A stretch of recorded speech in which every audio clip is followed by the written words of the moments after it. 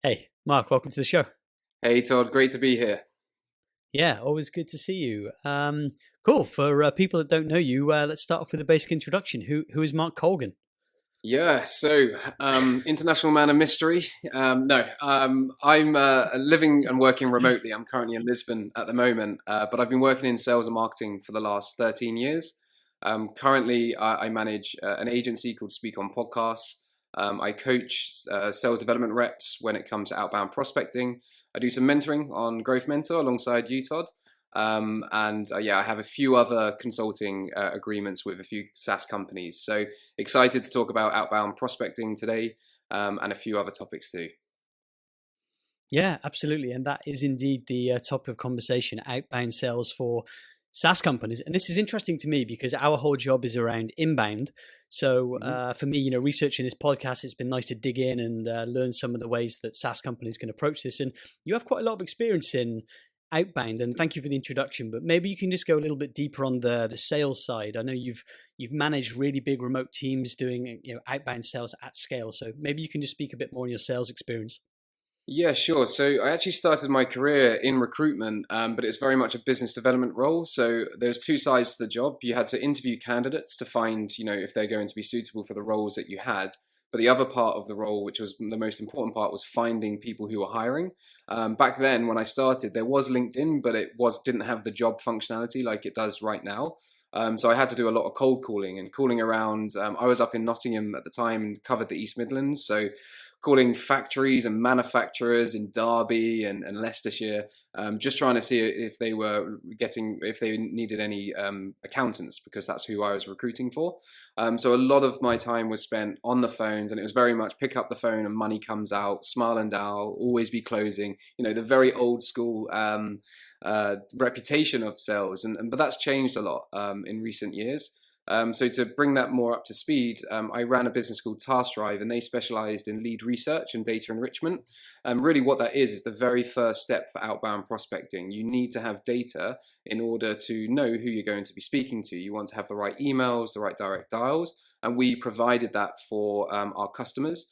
And I was in a fortunate position that I got to see what our customers were doing for the outbound prospecting. And I used to jump in, offer some advisory around how they can improve their open rates and their reply rates, and also dealing with the influx of replies. Are they ready for it? Have they got their pipeline management steps in place? And have they actually got the bodies there to manage all of the demand? We had one customer that had to pause with us because the emails were working so well, he didn't have enough people to close the deals, and the leads were coming back in from the outbound prospecting, and there was a week or 2 weeks before they had a chance to reply to them. So we're going to cover this today as part of the overall outbound sales for SaaS, but hopefully that gives a little bit more of a flavor of my background. And just to add to that, I teach a cohort of sales development reps. So these are usually the younger people within the sales organization. They're the people who are sending the emails, making the phone calls, booking the meetings, usually for an account executive.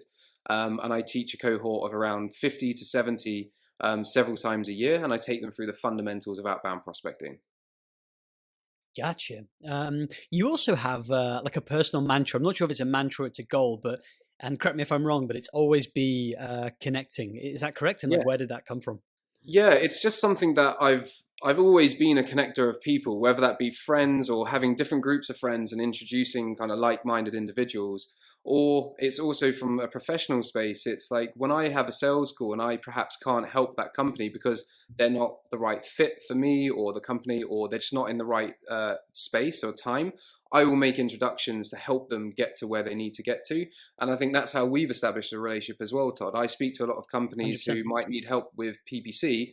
I'm not a PPC guy, but I don't want to just end the phone call and say, sorry, I can't help. I would much rather say, I can't help, but here are two or three people that I highly recommend. Since I've had that kind of mantra, it's generated so many opportunities for me. I mean, I got to go to Techstars in San Francisco, all completely paid for. That was because I spoke to somebody at a startup event in London just randomly, connected him with somebody else, and it's doing all these things and paying it forward. And the idea is you don't expect anything in return, but the more people you speak to, the more you increase your surface area of opportunities. So, I strongly recommend have that mindset of always be connecting. Yeah, I love those serendipitous, meetings, like you said. I think that's kind of how we met, and you also introduced me to other people as well. So, and I guess from a sales perspective, which is what we're speaking about today, that's also maybe a good mindset to have, right? It's playing the long game, as you just said, Yeah, it's paying it forward. 100%. Yeah. Yeah, cool. Um, in my research for this, I came across the term revenue leader. And funnily enough, I Mm. used to be in sales. That's where I cut my teeth. The first part of my career, over 10 years ago, was in sales. But Hmm. coming back now forward and researching for this, it was really interesting to see all the different technologies that salespeople have, all the different techniques. But one thing that came up was revenue leader. Yeah. And is revenue leader basically just a fancy way of saying someone that's in charge of sales, or is it someone that's in charge of getting revenue into the business? Like, what does that mean? Yeah, so I'm probably going to butcher a definition of it. There's probably better definitions out there, but the way I see it is that revenue comes from the customers. I mean, that's everybody knows that, right? But having a revenue leader or chief revenue officer, which is the title, is relatively new in terms of title. It really came out of Silicon Valley hypergrowth startups.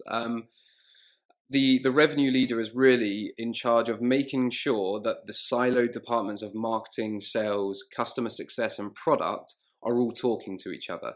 Now, they might not be they're not going to be a developer or a product manager, but they're going to be taking the feedback from the sales calls and the feedback from the marketing and the lifecycle marketing, and then passing that over to product. So really, it's one person who can see the moving parts of the different departments within the business. Typically, a chief revenue officer is an ex-sales, like VP of salesperson, CMO, and I think we're seeing less. I think we're seeing more CMO roles merging into the chief revenue officer, and really you'll have a VP of marketing reporting into the chief revenue officer, but the CMO part of it is disappearing a little bit. Some chief revenue officers can be customer success as well, but they kind of have to have had commercial experience, whether through business development or marketing previously. So yeah, it's one person to oversee the component moving parts of every interaction with the customer. Got it. I think you did a pretty good job of explaining it. Thanks. So for a SaaS company, we're talking about outbound sales. What is the starting point? If you're a SaaS company and you're looking to grow, you've got marketing, you've got sales. There's all different ways you can kind of gain traction. But if you're thinking about outbound sales, what are the kind of the starting criteria to decide whether it's potentially a good channel for you to explore? Yeah, so there's no kind of like one size fits all answer for this, but some of the things that I suggest that you look at is what's your average deal size. So if your product is 10K a year, then you probably have enough of the average deal size to justify the efforts and cost of outbound sales. Whilst it is a really effective channel, it can be expensive because you might be fully loading your team with a sales development rep and account executive. So you've really got to take that into consideration. So if your average deal size is 10K a year, let's just say it's 10K a year, that's pretty much the starting point. Any lower than that, then the unit economics wouldn't work out. Um, the caveat to that is if there's huge upsell and cross-sell opportunities in the accounts that you're selling to, then it may be worth you taking the hit up front for the customer acquisition cost because there's going to be expansion revenue in the future. And another thing, so you can't just take that answer as like, oh, that's the green light, let's do outbound sales. A lot of startups, especially early stage, when they haven't really achieved product market fit, or perhaps the founders haven't sold the product to anybody outside of their network or their friends and family, it's probably a little bit too soon to put in a repeatable, scalable process for outbound. What they may want to do is focus on closing deals themselves for people outside of their network, because otherwise they haven't got a proven method to say that if they do generate a lot of interest and a lot of leads, can they actually close them? And I think that leads on to the last point that I say is like, have somebody ready to close the deals. I've seen many companies start outbound with the best messaging and really good targeting. They get really good response rates, and then they just completely drop the ball because they don't have the person there to close the deal, or they're not even responding to these replies when they come in. It seems like a complete sin to me, but I see it happen over and over again. Super interesting. So that's actually an interesting question as well. What is it kind of the minimal structure in terms of team size? If you're looking to build an outbound sales organization, you mentioned that you probably need someone that's doing the prospecting, finding the people, qualifying them, all that stuff, which we'll get into more detail. And you need someone to close. So is that 2 people, or do you typically need 3 or 4 different people? Yeah, so a lot of companies, if it's the early stage and they have sold the product to people outside of their network, it could be a good idea to outsource the sales development part of it. And what I mean by that is the prospecting part. And then what happens is you have somebody in your team, and it could be the founder if they have the time, but you have the founder closing the deals, or at least doing the discovery calls, finding out if there's a fit between the needs of the prospect and the solution that you have, and then taking them through to close one. So you might outsource that bit. One of the benefits of doing so is that if you pick the right supplier, they will help you build out your messaging. They'll help you build out your not go-to-market strategy exactly, but the sequences, all of the emails. You won't have to worry about that because they handle it. However, there are hundreds, if not thousands, of companies out there, and the majority of them that I've seen have been pretty bad. They're doing tactics that worked several years ago, but just doesn't really work anymore. So if anybody wants any introductions, again, AlwaysBeConnecting, there's a few people I can recommend, or a few good companies. I'd much rather recommend somebody that I know does a great job than you struggle, because I've worked with quite a lot of companies who previously used an outsourced company. They did a terrible job. And then the founder tells me that outbound sales doesn't work. And I'm just like, well, hold on a second. What was the message? How many follow-ups did you send? Was your targeting right? And then they show me the emails, and it's just a terrible message where they're just pitching and they're sending it to irrelevant prospects. So no wonder outbound didn't work. Yeah, got it. Well, let's get into the meat of it then. So I can maybe just summarize as zooming out in terms of you're thinking about outbound. I think you break it down into prospecting, preparation, and then outreach. Like at a very, very top level, these are the fundamental stages you need to think about. So just moving through those stages. But before we do, like step 1, would you say it's having the right mindset and having the right intention? Like if you're going into outbound, you're thinking like, hey, I just want to, it's like a growth hack. I want to just, hack into somebody's inbox and think I'm going to get great responses. Like, what is the correct mindset you should be thinking about when approaching outbound? Yeah, so you've got to remember that your prospects don't wake up in the morning, get out of bed, make a coffee and say, I really want to buy a performance management solution today, or I really want to buy a software that can help me create graphic design images much quicker. So you've just got to remember that your prospects aren't there waiting for this email to come in. And I think importantly to the mindset of outbound prospecting is, yes, your goals is revenue. Ultimately, you're looking to increase your revenue, bring in net new revenue out through outbound sales. However, the point of prospecting is really just to start that conversation with somebody that might be a good fit for you. A lot of companies make the mistake of making their first emails all about them. It's a pitch, and then they're asking for them to book a call or to book a demo. And that's like walking up to a bar, seeing somebody that you find attractive and asking them to marry you without even having a conversation with them. So you've got to remember that the point of prospecting isn't to book the meeting, it's to start that conversation with your ideal prospects. And the more conversations that you have, the more higher chance that you have of these prospects converting into customers. And you've got to play the long game. Chet Holmes in 2007 released a book called The Ultimate Sales Machine. One of the quotes he said in there was that at any one time, only 3% of your market are actively buying. So that means if you send out 1,000 emails, only 30 people out of those 1,000 might be in a position where they're looking to buy. So you've got to remember that if you just go in with the hi, buy from me, because that's your pitch, you're just not going to get the response rates that you want. And when I talk about some of the outsourced sales companies using old tactics, that's what they're still doing, and it just doesn't work in 2021. It's madness, because even to this, every single day, and I'm sure loads of people listening to this will think the same thing, I get so many messages on LinkedIn. Like I'll get connection requests and people just go straight for the jugular. It's just like, it's just so stupid. It's like, I have no context into who you are, and you just gone straight in and asked me if I'm interested into your like outsourced development opportunities. It's just ridiculous. And it's the same thing with inbound as well. I give kind of the same analogy. It's like if at certain points people are looking to buy, like if you're running lower funnel search ads and someone's specifically looking for that solution, they're searching for it, great. Show them an ad that says, hey, you want to buy my shit, you want to sign up for my free trial, that's totally acceptable. But if you're prospecting, and it's the same thing we do with inbound. You don't just go in for a free trial on a cold audience on LinkedIn. It doesn't work. So it's kind of the same analogy, right? Yeah, it's 100%. It's Which we just can. understanding where the customers are in their buying journey. And Todd, you and I have spoken a lot about websites before and conversion rate optimization. A lot of people build their website and they're like, this is an inbound lead converting website. That's what I want. So all the call to action is sign up for a free trial or book a demo.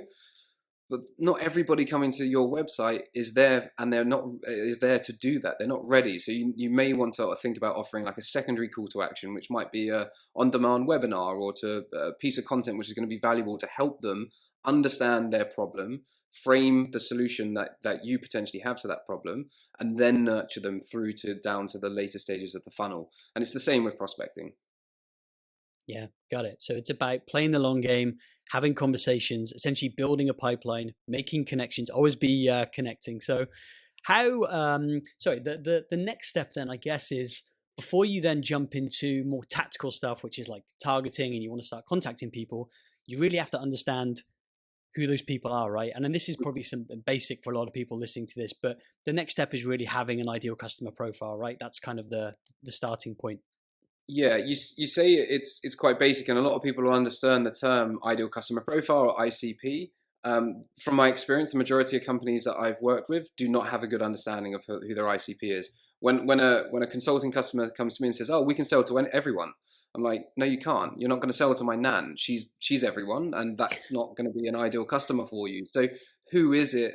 Which type of company? So really, you've got ideal customer profiles and you've got buyer personas. The ideal customer profile is all about the businesses that you're trying to target, and the personas are the individuals within those businesses. So I'll start with the ideal customer profile. So you might want to think about which geographies do I sell to, or which industries and sectors do I need to sell to? Do these companies need to be using a specific software?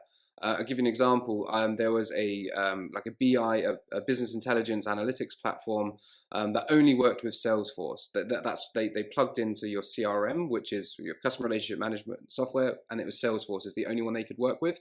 I was using Pipedrive.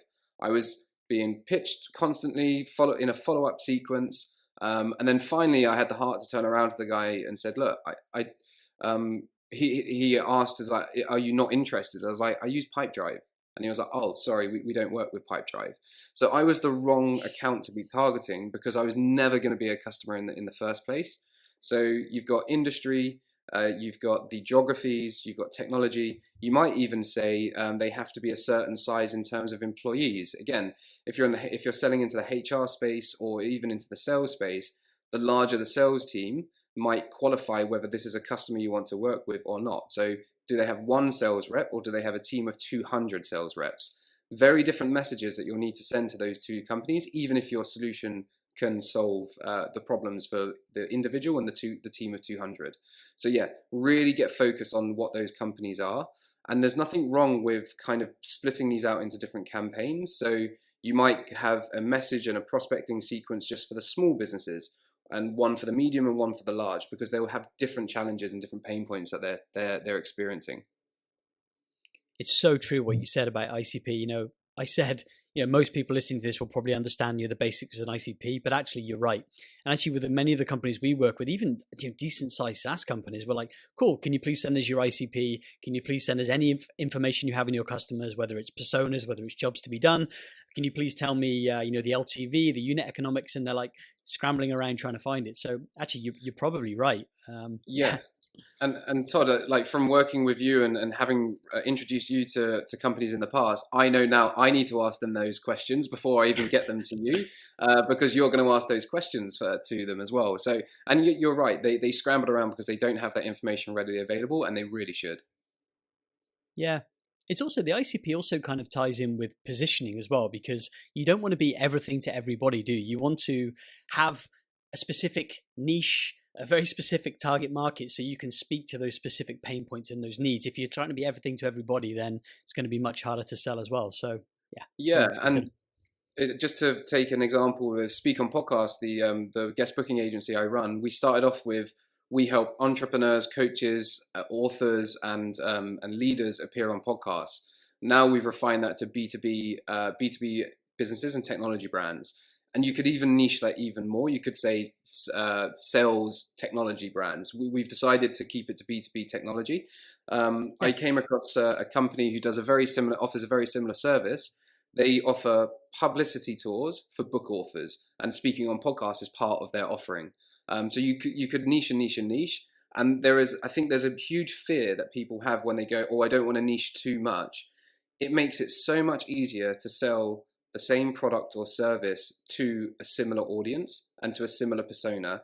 Then in the future, you can always expand. I think people, when they make decisions around sales and positioning, they worry that, oh, we're always going to be pigeonholed like this. But if you look at any of the large companies that have ever achieved hyper growth, they always expand and go up market. So don't be afraid of niching to begin with. And at the end of the day, what I like to remind founders of, no one remembers what you were saying a year ago. You remember it, but no one else does. So just kind of get over that little hurdle, niche to begin with, and then expand. Yeah, so it's like a few things. So then you said on you kind of changed your targeting within Speak on Podcasts, and I guess that was based on feedback, right? You actually went out, spoke to people, you got customers, and then you realized, oh, actually, it seems like this particular cohort of people, it serves it really well. So let's choose that niche. So yeah, there's no harm in kind of starting somewhere, getting feedback, and then, adjusting over time. Yeah, we saw that there's if you're a B2B brand and you speak on a podcast like this, there's more benefits than just speaking on the podcast and getting in front of somebody else's audience. You actually can create a ton of content based off a half an hour or an hour interview. You also can split that content up, share it with your team, and get it on LinkedIn.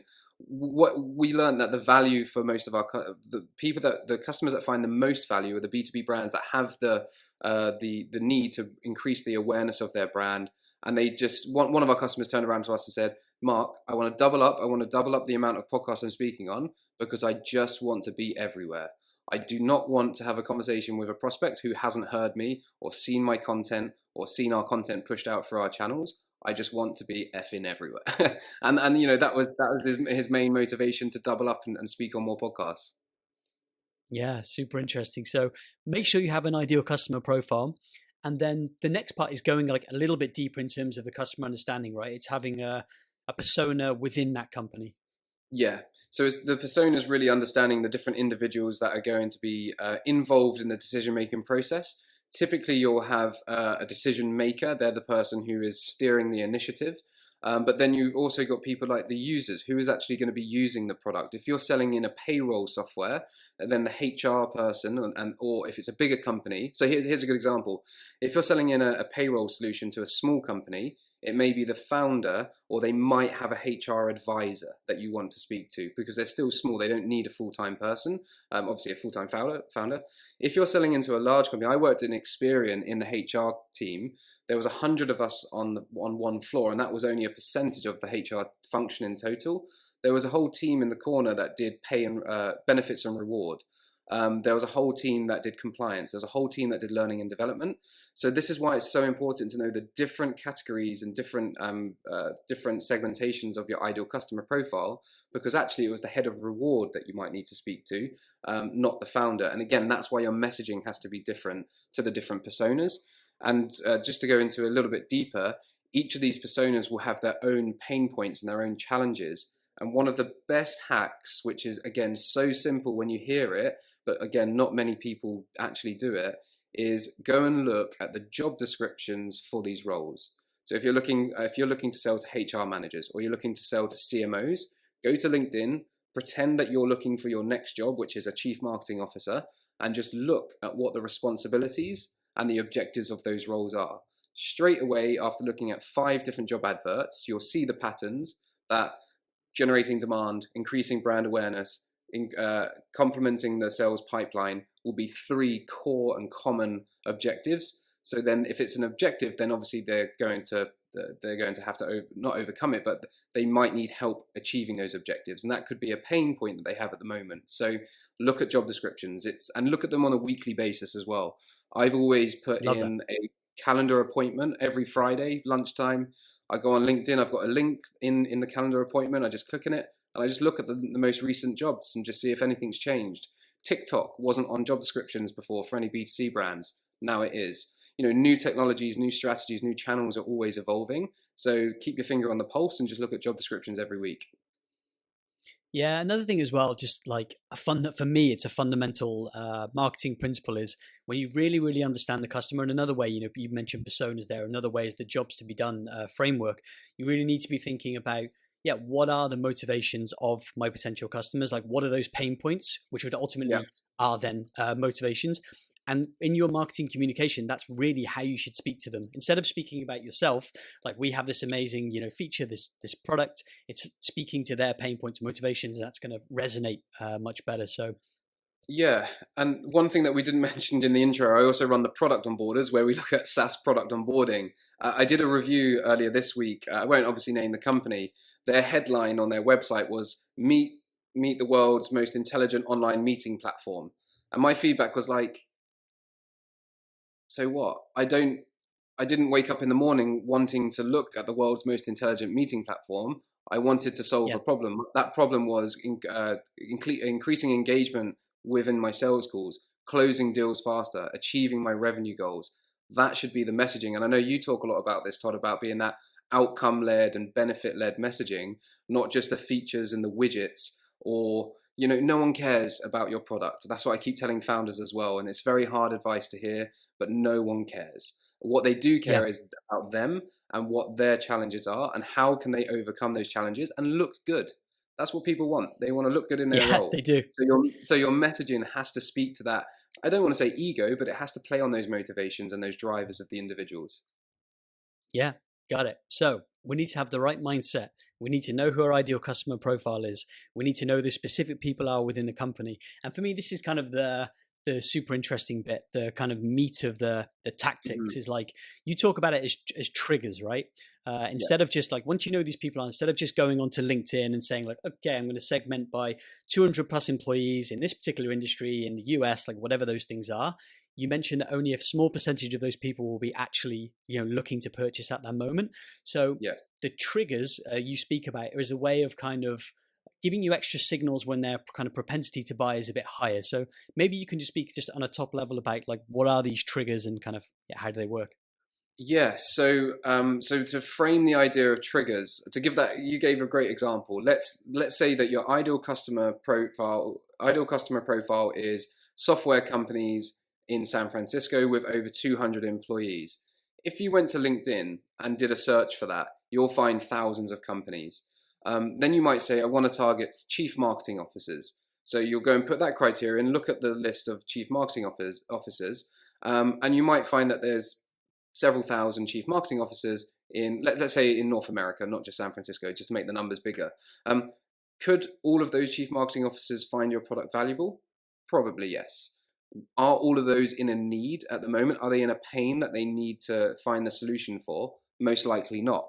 So when I talk about triggers, I'm really trying to understand what happens to your prospects or what happened to your customers before they signed up to work with you. And using triggers to think about these scenarios and things that can happen is a really effective way of really segmenting your list to only find that 3% who are actively buying. And I split these down into 3 different levels.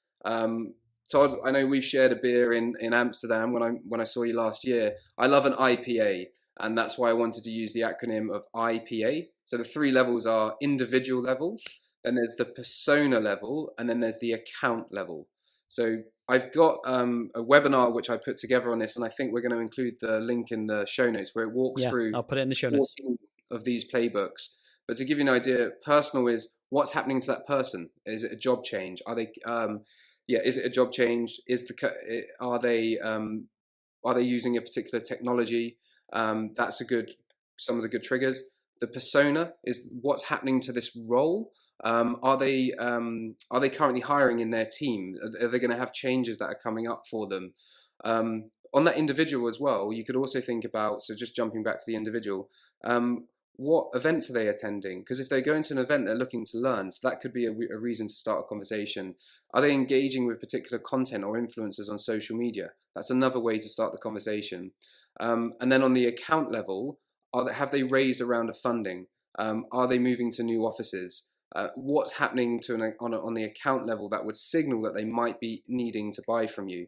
An example for the account level, if a company has just raised a round of Series B funding, they are going to have to do so many things differently to get to their next kind of goals, and obviously to hit the targets from the VCs or the institutions where they raise that money from, than they have done previously. Now, if your product can help them get there, perfect time to speak to them. So now you've seen that 7,000 CMOs that you had on LinkedIn from your search. Maybe there's only 200 of them who have just raised a round of Series B. Start there. And I'm not saying to neglect the rest of the CMOs, because you may get lucky. There might be people who are planning to find a solution, but I would always start with those triggers and those sort of signals. Yeah, I totally understand the concept. Makes complete sense, and I really love the video you made, and I will link to it in the show notes. And you called them like lead sourcing playbooks, and you have 14 of them. We don't have to go through every single one. We definitely don't have time, but maybe you can give an example of how that looks in the real world, like, because you have to often use software for this, right? Or Yeah. third-party tools that can help you. So maybe you can give one or two examples that have worked particularly well for you. Yeah, I always like to give the examples that are quite easy for people to implement. So one of those is the new role. So you can, using LinkedIn Sales Navigator, if you're doing outbound sales and you haven't spent £60 or $80 on LinkedIn Sales Navigator, just do it. It saves you so much time and actually allows you to build lists of leads.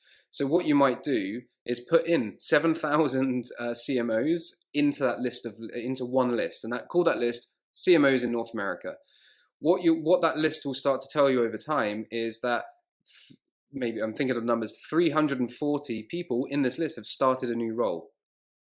Go and speak to those people, because when you start a new role, no matter what job you're going into, or any seniorish role, you're usually going in there to improve the existing state or to completely revamp it, or there's new objectives that you're being given. So therefore, people are in more of a buying mode. They're looking for the solutions. They get in and they just go, crap, I didn't realize how bad our CRM was. We need a new CRM. Or they might even look for a service provider like PPC. Okay, these are the targets that I need to hit. I need to increase the top of the funnel leads that I'm generating. So when somebody starts a new role, they are more likely to be buying. So that's the one of them, which is a really easy one to understand, and another one to start with. Got it. Another one that I love is the in market. So with that, the playbook is all about finding people who are using or interested in a similar software. And I'll give a really clear example. I was helping one of my friends who's a cold email copywriter.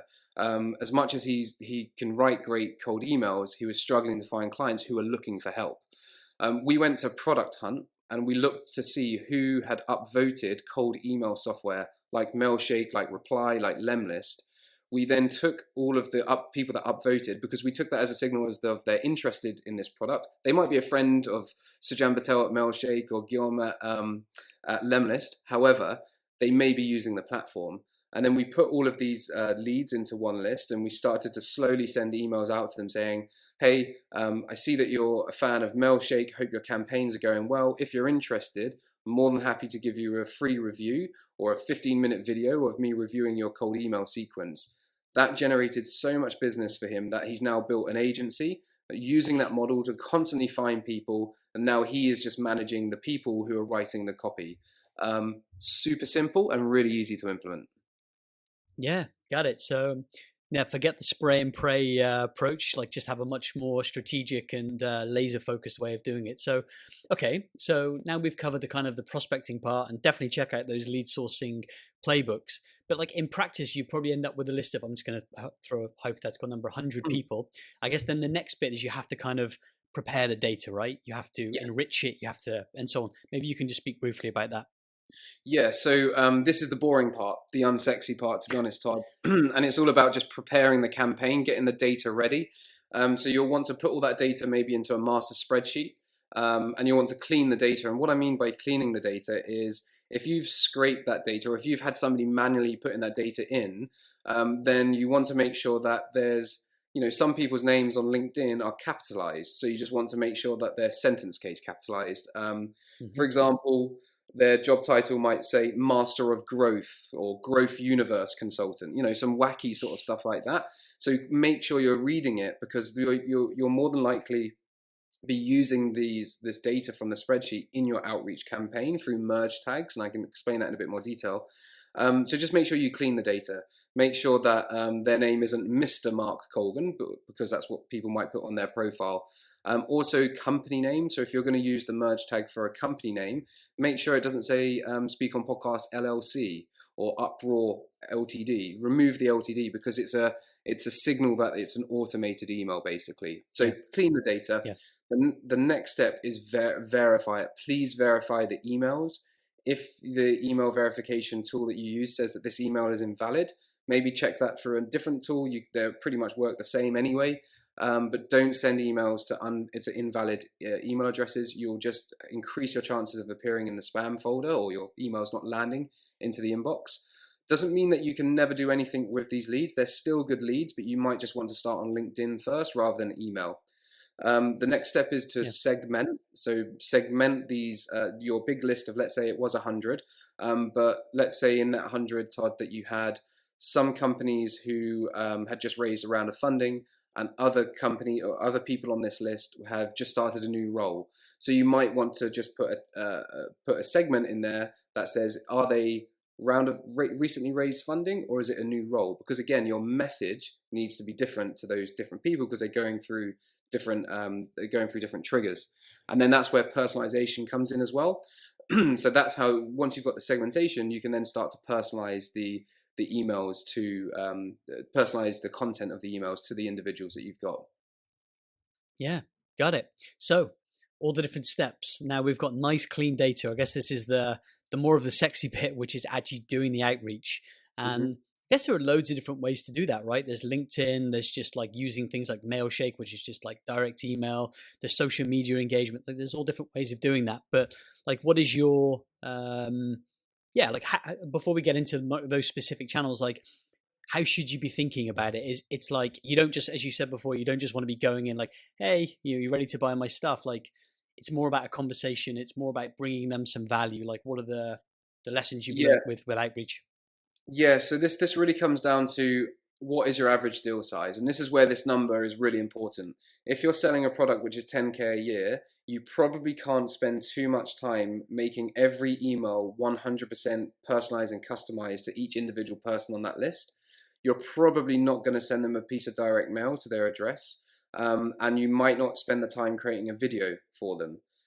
If your average deal size is $50K, $50,000, or maybe $100,000, if it's a $100,000 deal for just year one, you could probably send a person around using something like TaskRabbit to hand deliver a letter to them.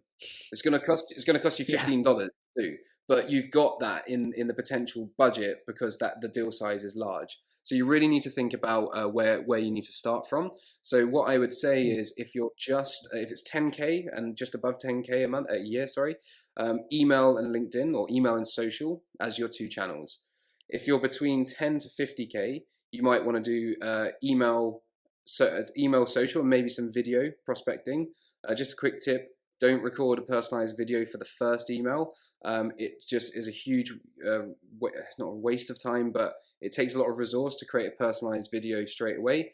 I see better successes using video in their prospecting later on in the sales funnel, in the sequence. So it might be an email 2 or 3. And what you may want to do is send the videos to people who have opened the email but not replied. Todd, I think we could record another podcast just on the emails and sequences. So stop me if I'm going a bit too deep. No, it's all good. So if the LTV is more than $1 million a year, you send like a carrier pigeon with a bottle of wine around their neck, and then I want to send a mariachi band to an office. I've said this so many times, and I will do it one day. I want to get a mariachi band in the foyer of a large business and just singing the song about my business. That'd be so cool. I'm actually really surprised in what you just said there about the video, because that was going to be one of my questions around video. And to me, I don't know what some of the best tools are. I think it was sent by Vidyard, but someone sent me something on LinkedIn and they sent me a video, and I was like, it just stood out. But in your opinion, that's not the best thing to do? It depends. So if you're around that 10K of your average deal size, probably not. If you are, if you have a larger deal size, then yes. But you really want to make sure your targeting is right, because you're going to be recording a minute video for 1,000 prospects, for example. You really Yeah. have to be confident that your targeting is right. The one thing that one of the biggest things is though, you'll remember your email is about starting a conversation.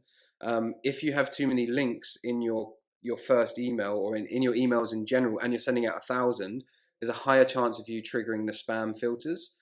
So what I've seen when you're talking about scaling your outbound, it's best to not put put the video in the first email, but do include it in maybe the second or the third. It's all Yeah. about how you're going to market and how you plan to scale. Yeah, and the other one is because there are like I think they've got email, phone, video, social, and direct mail. So direct mail and phone seem like the more old school ones.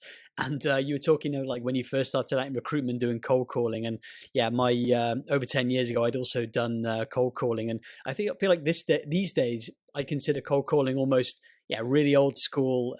Definitely something that you wouldn't do. But is it kind of like almost come back full circle now because nobody's doing it actually? Cold calling is potentially a way to go. Yeah, so one of my other mantras is just be different. It doesn't take much Hmm. to be different in the world these days. And when it comes to sales, picking up the phone and having a conversation with your ideal prospect, when the majority of people aren't doing it. So people have been saying the phone is dead, and they've been saying that for years. It's just not true. As part of the course that I coach about outbound prospecting, I brought on the VP of sales at a really well-known software company. He said that this year, so we're recording this toward the beginning of March, he has had less than 5 cold calls to him, and Wow. he's a very visible VP of sales that you could sell multiple products to. He's had less than 5 calls.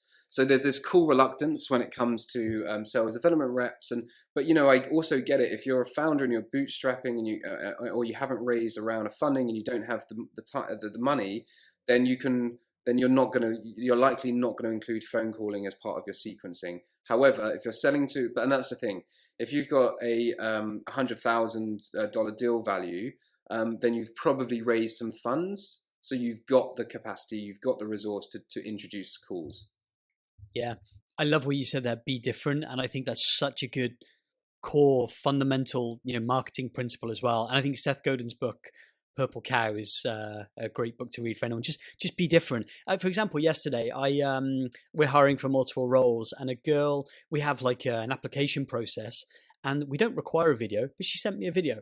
And it just stood out, and it instantly stood out, and she earned that intro call. So be different. I think that's great advice in really anything you're doing in business. Yeah, and Todd, it's often the most simple things to be different. I don't know if you remember my hype video for the webinar I did the other week. Yes, Right? I'm loved sitting it. here. I'm sitting in the same place. I was in my office. I've got a whiteboard, and I just put some really pumpy music on in the background, and then just lifted up a whiteboard. It took me 2 minutes, but who else is doing that? Did it work? Was it effective? I don't know. But it definitely interrupts the pattern when people are looking at their LinkedIn all the time, and it just mixes it up a little bit. That's so true. It's interrupting the pattern, is it? And that's the same with marketing. So like somebody's searching for a particular solution, they're probably Googling stuff, they're searching around, they're looking at multiple websites, and everyone often says the same thing. Even if their messaging is good, it's like you're very much in a sea of sameness. So Yeah, yeah, it's that pattern interrupt, like, oh wow, this is different, and it kind of stops and make you think. So yeah, I think yeah. that's And really, you, really good you raise advice. a really important point, which we haven't mentioned yet, is when you're in the B2B world, you're still selling to humans. So remember Hmm. that it's a human at the end of the day that you're trying to start that conversation with and build that connection with and build that relationship with. And when your emails and your messages aren't coming across that you're pitching, you're actually trying to help them, and you're helping them because your solution can help them. You want to be the guide in their journey of being the hero. A lot of companies make the mistake of making themselves the hero. We are the best. We can do this. We do that. This is what we do. And again, no one wakes up in the morning going like, "Oh, I really want this." So they're the hero in their journey, and your job in sales and in marketing is to guide them through. And if you think Yeah, about, I'm not a Star Wars fan, but Yoda and Luke Skywalker, Yoda's the guide. He's the one that does it. You've got Q in, Q in James Bond, Bond. right? Yeah. Yeah, they're the characters that you need to be, and let your customers be the hero. Yeah, love that. Really, really nice advice. Just and again, you said there's like we could do a whole different podcast on outreach and all those different channels. We definitely won't go through all of them. But what do you think? or maybe just like some good examples, one or two examples of things that you've seen, whether it's not video, like how can you really kind of have that pattern interrupt stand out? Like what things in 2021 do you think are a good strategy to try? Yeah, so subject lines is a good place to start. So keeping your subject lines short and sweet. You can differentiate yourself just by standing out with a subject line. So part of the job at Speak on Podcast is that we introduce our customers to potential podcast hosts. We know they get pitched to all the time. One of our subject lines is like, "Oh no, another pitch, dot, dot, dot." We know that they're thinking that. So we put that in our Yeah. subject line and we've tested it out. It works in some industries, doesn't work in others. It depends on how busy they are. And our messaging is like, look, we know you're fed up. We know you're fed up of all these pitches. However, we've spent time going through your recent episodes and here's something that we think could resonate with our audience based on what our customer can talk about. That's all we're doing. It's just, it doesn't take much to be different rather than Yeah. saying, "Hi, Todd, I really like your podcast. I have somebody that wants to come and speak on your show. Let me know." Like that's just the generic one. So subject lines is a good place to start, and really it's the copy and the messaging.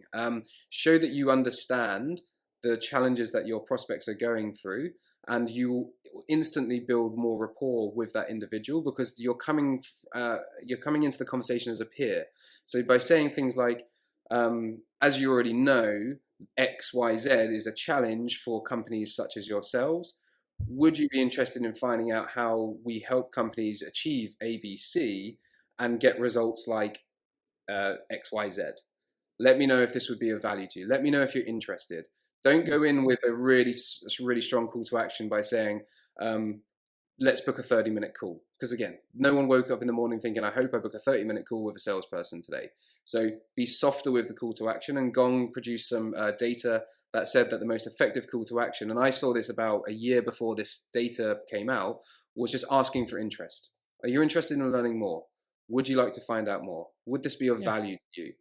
That's all you need to do because again, we're starting conversations, we're not selling anything. Yeah, got it. And I guess then at least people say no, then you can kind of like stop bombarding those people as well.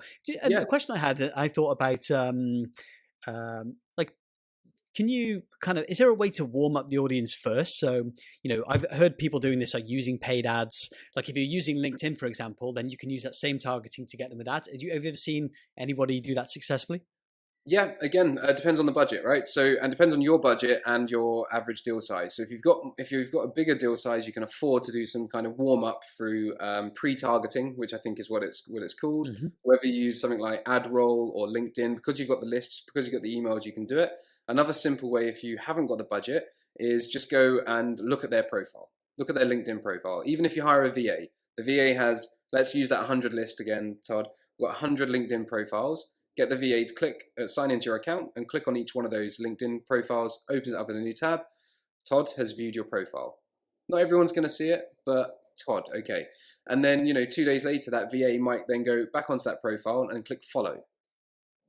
Again, Yeah. another touch point. And this might be a week or 2 weeks before you even send that first email or have that first interaction. So there definitely are ways of warming it up, and you just want to be familiar. We like to be within our comfort zone the majority of the time, and especially in the B2B environment when there's a risk involved in any purchase, we want things to feel safe and to feel familiar. Yeah. Got it. So, and then I guess the next thing is just kind of test and refine, right? See what messaging works, try different things.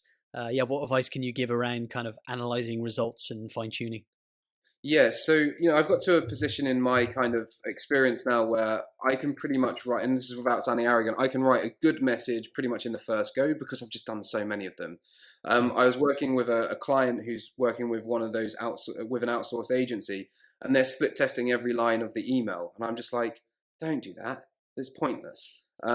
Just split test or A/B test, sorry, the subject line, and then maybe the message and the value proposition that you're giving and the call to action. Do that for the first sample and then roll with it. And Todd, you'll know this as well, but how many companies have you seen that do A/B testing, but they just pick 50% of the list and then the other 50%, they A/B split, and then they're like, oh, this one worked better, but they've got no one else to send the emails to now, or because they've actually gone through the full addressable market. So only split test a percentage of the overall whole.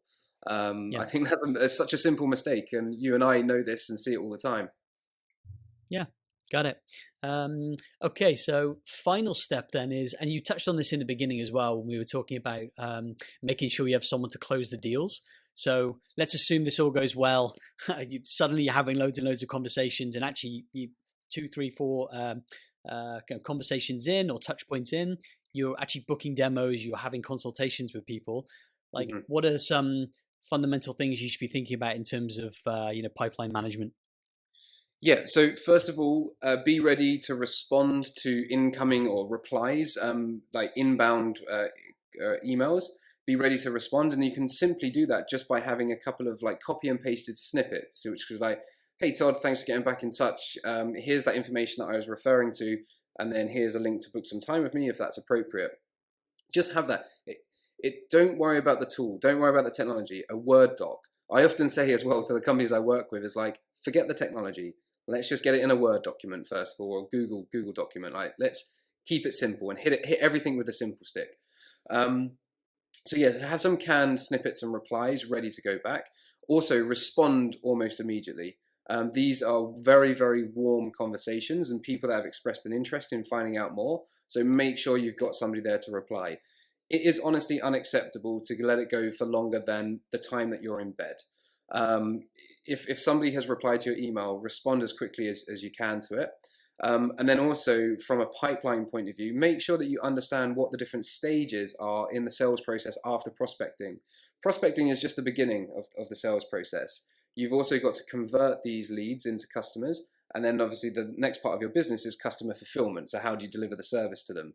But in that middle bit of conversion, and again, the smaller the deal size, the quicker it takes to convert that lead into a sale. The bigger the deal size, it might be a multiple months of a deal that you have to work through, but you need to understand what those different stages are. Typically, it's qualification. So yes, they were the right ICP, the right person, but do they really have a need? Then it's discovery. It's like, what are their main challenges? Which part of our product, service, and features would actually be able to help them? And then you're pretty much working to close. So it might be contract negotiation, or it could be just simply sign up here, transact here and convert. You need to know those stages, and you need to know what you need to do at each of those stages. Yeah, love it. Amazing advice. One thing you just said there about response times, and it was just yesterday, and maybe you have some more context in this, but where did I read it? And it said something like 73% of customers go with the first responder. I've no clue if that's true or not, but like the first Yeah, person that gets back to them, like is that true or? yeah. I don't know if that specific number in fact, but the logic Yeah, makes sense. Yeah, yeah, 100%. What was I doing? Oh, yeah, I needed to go to the dentist just to have go to a dental hygienist. As you should do. And I reached out to three. I'm in Portugal. It's not the same as it is in the UK and the US. It's not as quick. And you have to get used to that. But yeah, the first person that came back to me 2 days later, so they all never replied straight away. The first one that came back, I went and got and had my hygiene thing done. So yeah, 100%. yeah, It's you're. I'm a really hot lead. One of them hasn't even replied, Todd. yeah. It's crazy, Yeah, right? it's just Yeah. bonkers. And it happens in SaaS. It happens in sales, and it happens to every company. You've just got to make sure you've got some tight processes in place. Yeah, for sure. Well, listen, I feel like we got so much value into such a short amount of time. So I think that's a pretty good lay of the land in terms of how a SaaS company can think about Outbound. And in the Mhm. show notes, we'll put links to some extra resources where they can watch that webinar where you go through the different playbooks. And yeah, we'll break that down a little bit further. Um, Awesome. let's just switch gears. So thank you for all that information. So right now you're working on Speak on Podcasts, which Mhm. is maybe you can just tell us about that. What's the new venture? Yes, so we built Speak on Podcasts after my co-founder and I were separately pitching ourselves and other customers onto podcasts.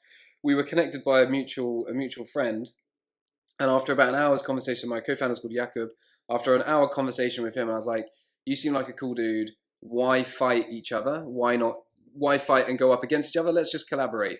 Never met him in person, but we started a business. That was in June 2020. We did a Love it. month workation in Tenerife in August. And we lived together for a month, and I haven't lived with anyone for ages. Like living and traveling remotely, used to my own space.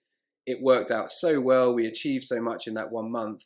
fast forward about 8 or 9 months later, we're now aggressively hiring for new roles, and we've grown from a team of me and him doing it separately to 12 people currently now, and we're expanding that to 15, maybe even 16. So growing really quickly, and essentially what we do is we help B2B technology brands get in front of their ideal audiences by speaking on the podcast that their audience is already listening to.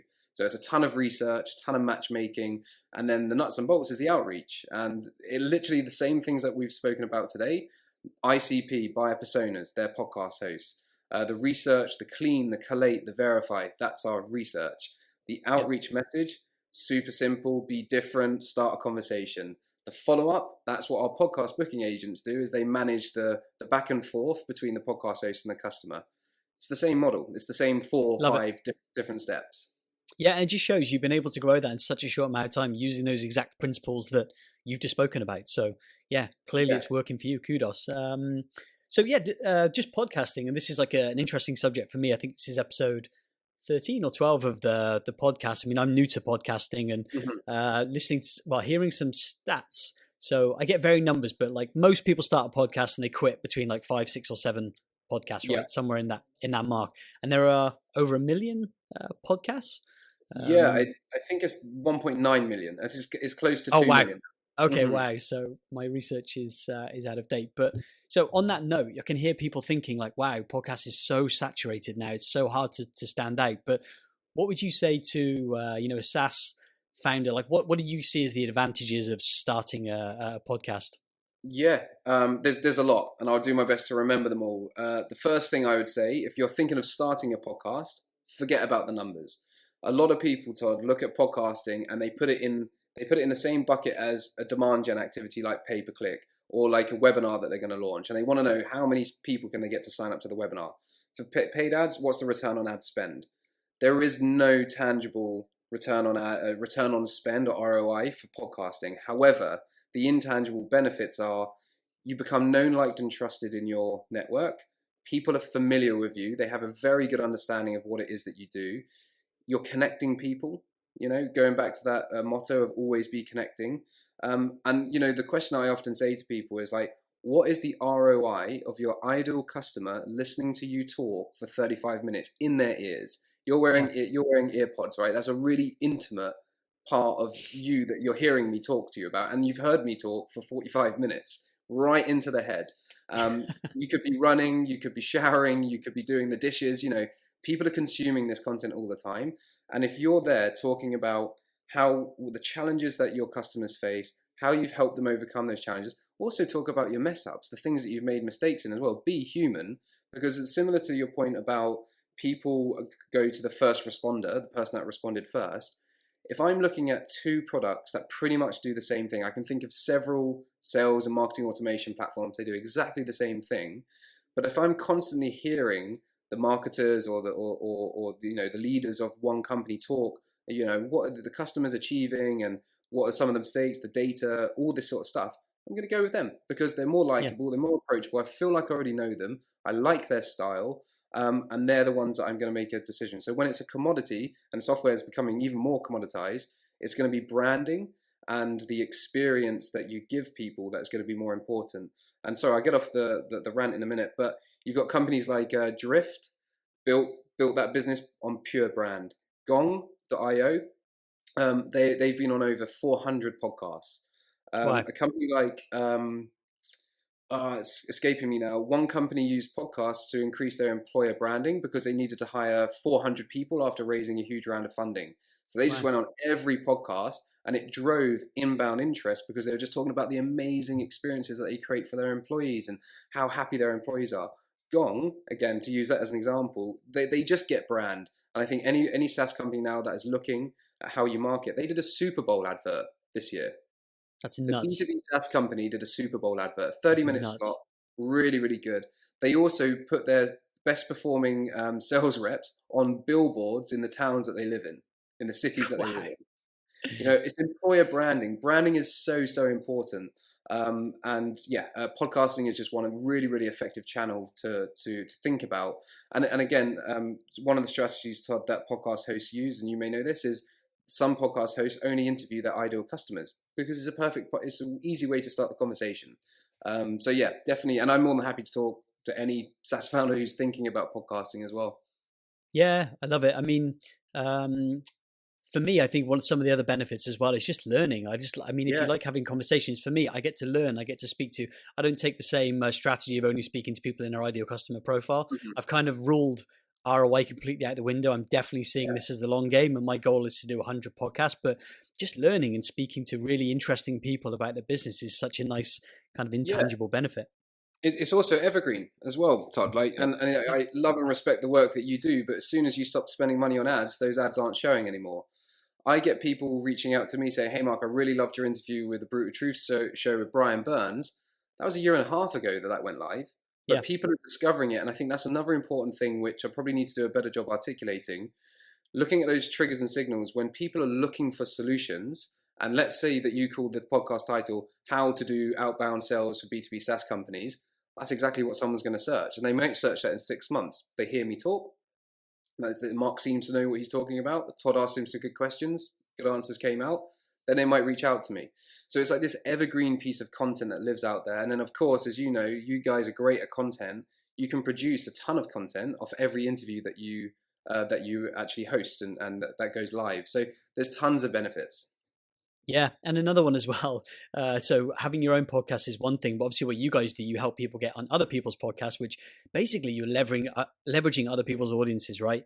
I mean, all you have to do is basically turn up, have a conversation, speak about what you know, and I have the same. We spoke on the PPC podcast, and I have the same thing. People message me every couple of weeks, like, "Oh, hey, I listened to you on the PPC podcast, super interesting." Like, it's. It's really leveraging other people's leveraging other people's audiences is underrated. Yeah, and if you're there to show up, give value, and connect people, and again, I keep coming back to that motto that always be connecting, and that could mean offering value. It doesn't necessarily have to mean that Todd meet John or Todd meet Lucy. It's not always a person to a person. It could just be offering value and just connecting people with a message. And like one of the reasons why we built Speak on Podcast is that ultimately that's what we're able to do. We help people share their message to a much wider audience than they currently can do by themselves. And you're right, leveraging one of our customers just went on a podcast, 40,000 listeners per month. It's a huge podcast. That's 40,000 extra people that are now going to hear about his story, his journey. And I won't go into detail, but he's got a supplements company, which is he built it because his daughter had these issues, and he discovered that this particular not substance, I'm probably not doing a good job, I'm trying to keep it anonymous, this particular supplement can help with that, and then this was how it spiraled into this multi-million dollar supplement company that he has now. That story is fascinating and people want to know about it, and then they're like, seems like a nice guy, he did it to help his daughter, now he's helping other people, I'll go and check that out. Simple. Yeah, got it. Cool. Well, listen, I really appreciate you taking the time. You gave so much value on the outbound stuff in such a short amount of time, and really wish you the best of luck with Speak on Podcast. Seems like you guys have, really struck on some gold. So good for you. And where can people get in touch with you? And the multiple places people can get in touch with you. Yeah. Thanks, Todd. I've really enjoyed the conversation, and I think before I said there's a lot to get through, so hopefully we can get through it all. So if people do have any additional questions, the best place to reach me is LinkedIn. It's Mark Colgan. I'm sure we can put that in the show notes. To find out about all of the different fingers and pies that I'm working on at the moment, you can go to markcolgan.co.uk, and I'm actually launching a $5 outbound prospecting review, where if you come to yellowo.co.uk/5, put in your 3 LinkedIn profiles of who you're trying to target, your subject line, and your first cold email, I'll do a video review of that email and send you back suggestions of how you can improve it. I just want to help as many people as I can, and just that $5 isn't going to make me rich, but it just stops the spam and gives a little bit more intent from the people that send it through. So yeah, thank you, Todd. I've really enjoyed the call. Yeah, you're welcome, and speak soon.